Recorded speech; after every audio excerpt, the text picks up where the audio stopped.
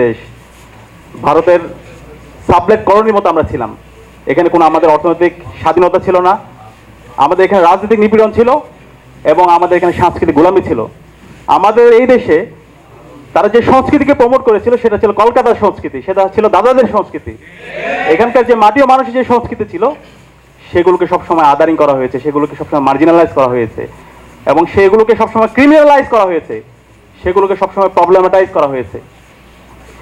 এবং যারা এদেশের মাটি ও মানুষের কথা বলেছে, যারা ইনসাফের কথা বলেছে, যারা আধিপত্যবাদের বিরুদ্ধে আগ্রাসনের বিরুদ্ধে যারা কথা বলেছে, তাদেরকে বিভিন্নভাবে ফ্রেমিং করা হয়েছে, ট্যাগিং করা হয়েছে।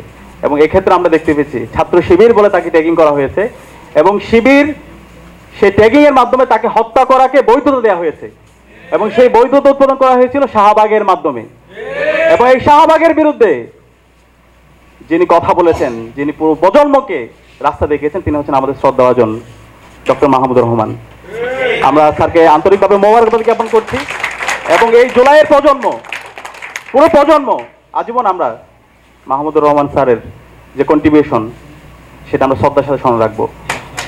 এবং একই সাথে অসংখ্য মানুষ এদেশের মুক্তিকামী ছাত্র জনতা তারা সবসময় লড়াই করেছে। শহীদ আবরার ফাহাদ শাহাদাতের পূর্বে যদি আমরা একটু দেখি,